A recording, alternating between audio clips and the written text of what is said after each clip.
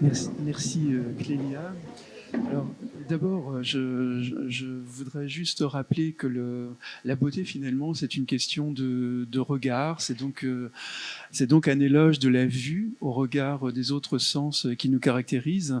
Un peu l'ouïe aussi, on pourra dire d'une musique ou d'une voix qu'elle est belle, mais on ne dira pas d'une odeur, on ne dira pas d'un corps qu'on touche ou d'un goût qu'on trouve particulièrement agréable. Donc la beauté est d'abord une dimension, un éloge de la vue en quelque sorte. Alors il n'y a pas, bien entendu, une nature de la beauté, il n'y a pas une vérité non plus de la beauté. Elle cristallise toujours du sens et une valeur également pour un individu particulier ou pour un groupe particulier. J'en dirai quelques mots tout à l'heure. Donc la beauté est un regard. Il n'est de beauté finalement que de regard. Alors Clélia l'avait un peu avancé tout à l'heure. La beauté, c'est ce qui nous fait lever les yeux, c'est ce qui nous arrête. Je dirais alors que c'est l'émergence d'une touche de sacré dans nos vies personnelles, dans notre relation à un corps, à un paysage, à une œuvre d'art ou au soleil qui se lève ou qui se couche. J'entends bien entendu ici sacré dans le sens que lui conférait Georges Bataille ou Michel Léris, hein, le sacré qui s'oppose au religieux, le religieux qui relie, qui est fondé autour de la vénération d'un dieu, de textes communs, etc. Le sacré, c'est quelque chose de profondément intime, de profondément personnel. Et donc je vois la beauté plutôt dans ce registre-là de l'intimité et du singulier.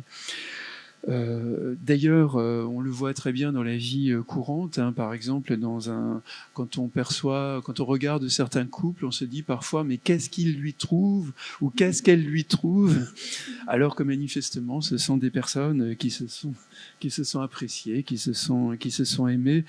Et puis tout à l'heure, je repensais à une anecdote de Cueco qui un jour dit à un paysan mais que regardez comme la lumière dans votre champ est belle. Et le paysan ne comprenait absolument pas ce que le peintre voulait dire, ce que Cueco voulait dire.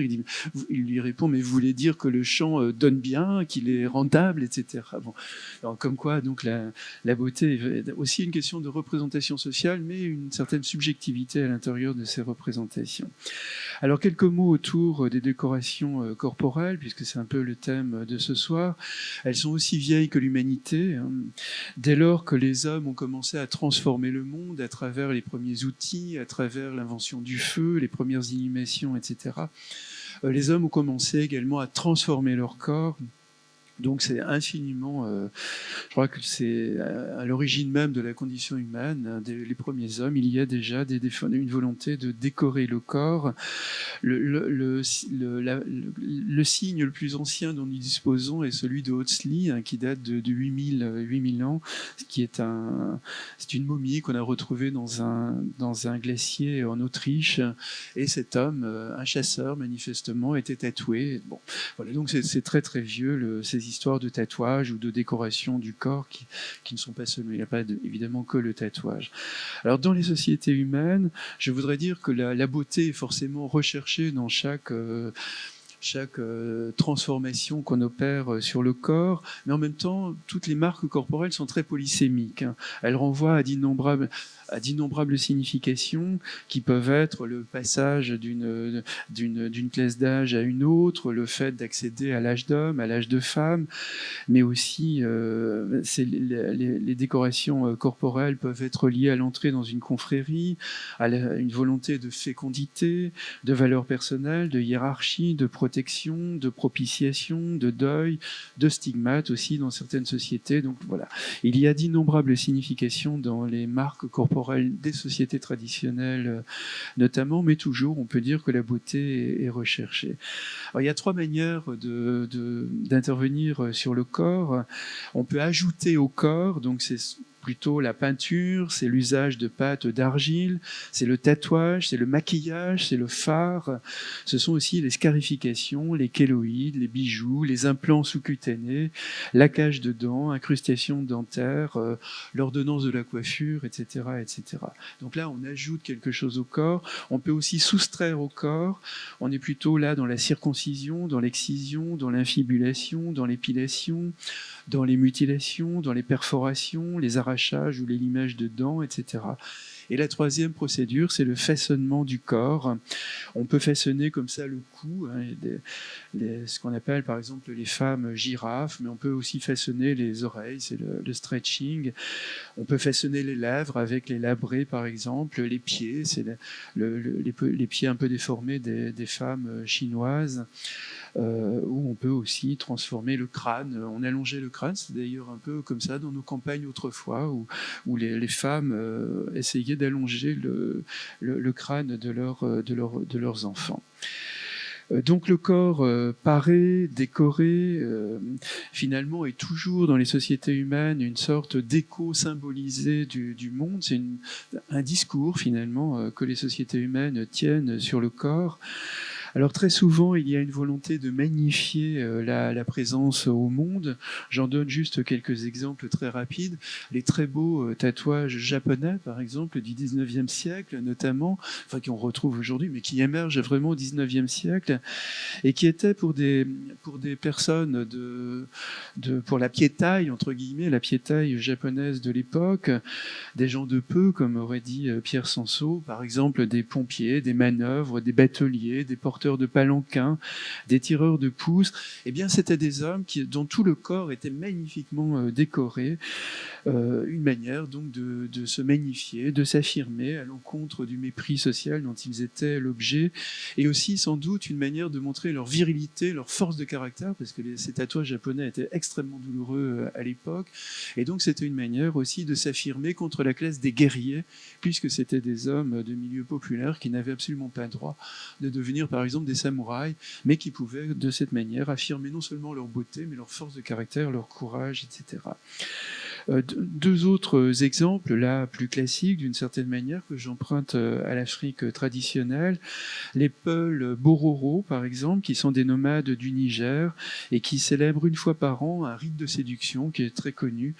C'est une parade des fiancés où les hommes vont se transformer leur corps, leur coiffure, de la tête aux pieds, vont se transformer en éléments de beauté, vont se magnifier également pour plaire aux femmes, et les femmes vont choisir parmi ces hommes. C'est une sorte de marché de la beauté et du mariage. Donc elles vont choisir leur futur époux. Bon, voilà quelques idées qu'on pourrait donner à des féministes d'aujourd'hui, où ce sont les hommes donc, qui sont plutôt les hommes objets, entre guillemets, du regard des femmes.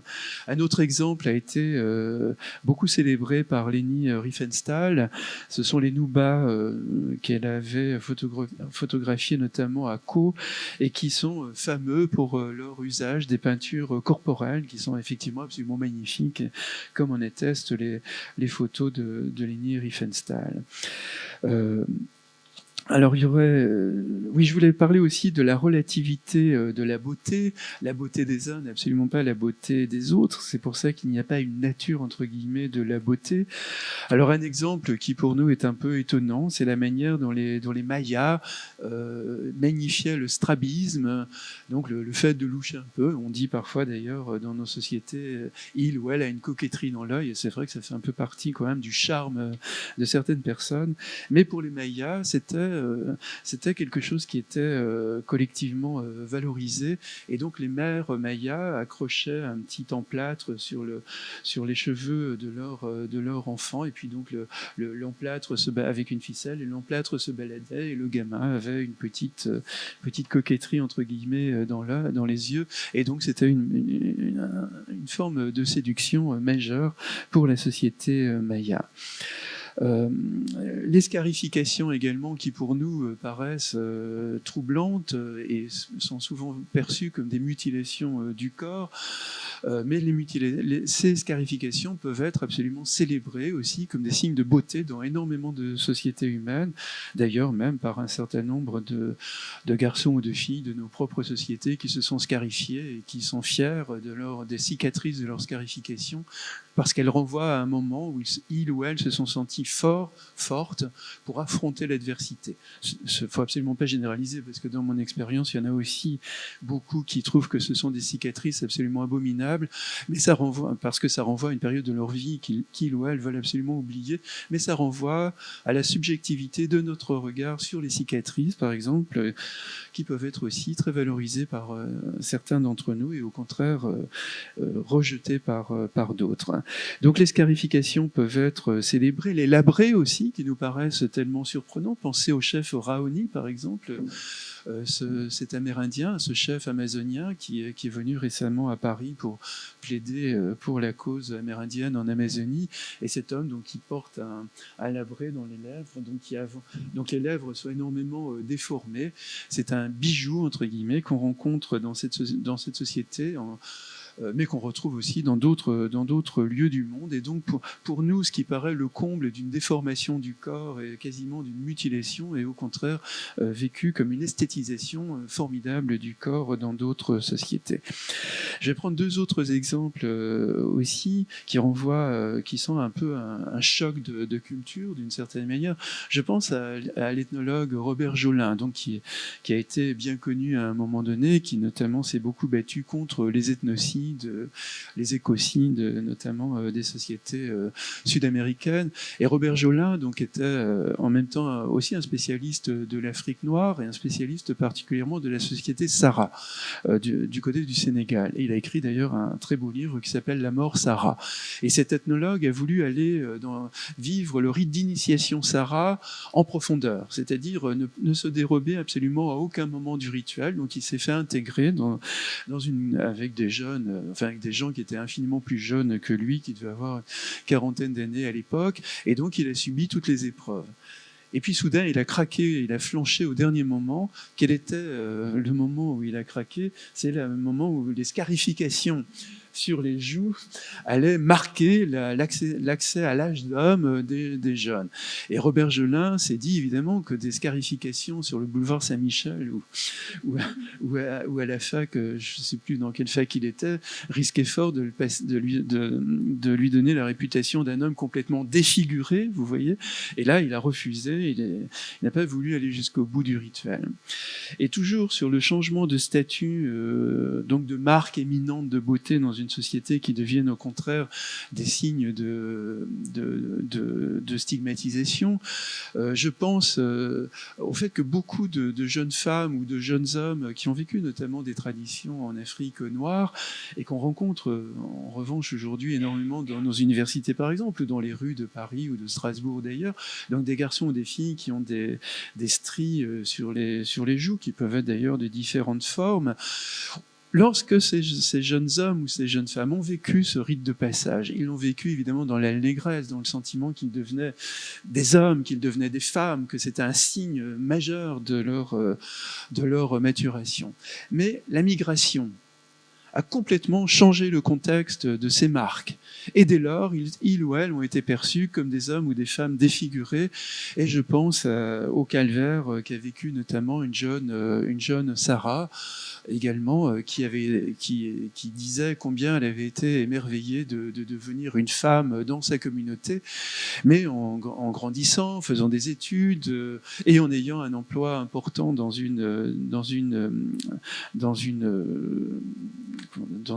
un truc humanitaire, une grande ONG humanitaire.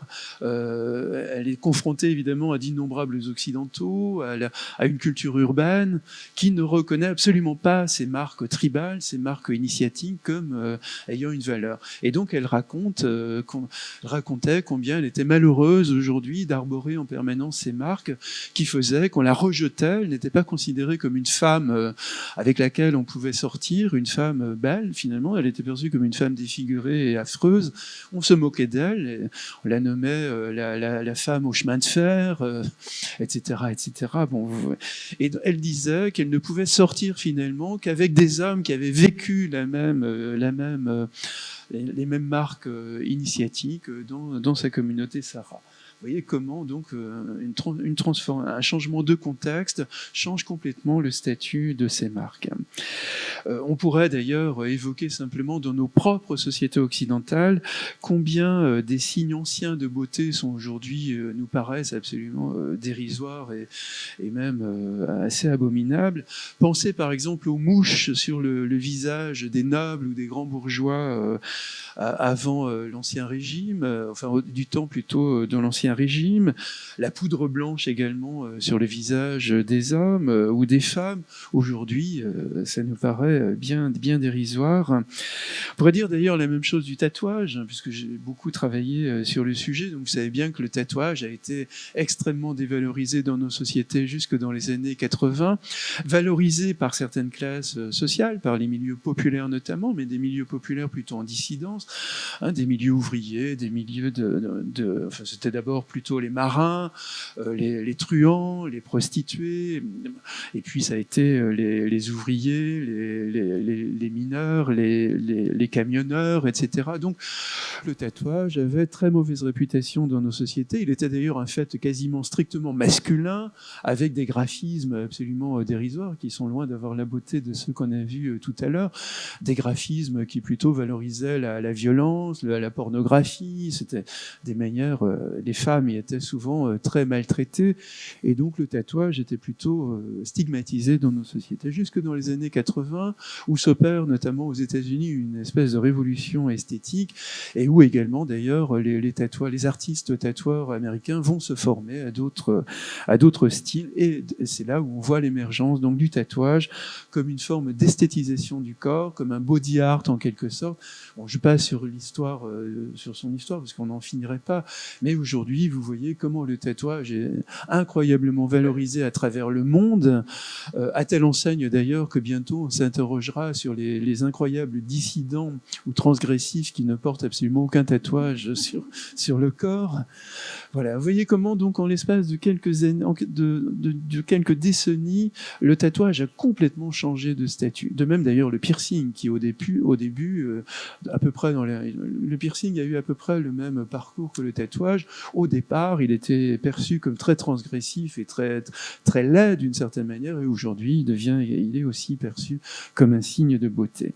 Et puis pour terminer, sur quelque chose qui me touche beaucoup, que j'ai vu dans différents registres, déjà sur les scarifications, sur les attaques au corps que se sont infligées un certain nombre de nos jeunes dans nos sociétés, où donc je vous disais tout à l'heure que pour les uns, leur cicatrice de scarification était plutôt un emblème de leur force de caractère et donc des lieux du corps, des cicatrices investies d'un sentiment de beauté. Pour d'autres, au contraire, c'était le sentiment d'une période de leur vie dégueulasse et dont ils voulaient absolument perdre la mémoire. Mais un certain nombre de ces jeunes, devenus un peu plus âgés, ont parfois tatoué aussi leur cicatrices. Et on a rencontré ça aussi énormément chez les personnes qui ont survécu, notamment aux attentats de Paris de ces dernières années. Bon nombre de ces hommes ou de ces femmes ont tatoué leurs blessures ou ont tatoué certaines parties de leur corps en hommage à un certain nombre de personnes disparues. Et puis peut-être un autre point qui est très émouvant, ce sont ces femmes qui ont perdu un sein ou qui ont perdu leur sein à cause d'un cancer et qui récusent le fait de refaire, de reconstituer plastiquement une poitrine et qui tatouent les cicatrices de l'amputation dont elles ont été l'objet. Elles subliment en quelque sorte leur amputation pour en faire un signe d'identité, un signe d'affirmation de soi, un signe de beauté, ce qui est un merveilleux clin d'œil évidemment contre le sort, contre le destin, une manière de se reprendre en main. En changeant son corps, on change sa vie et elles l'ont merveilleusement réussi. Voilà, je vous remercie de votre attention.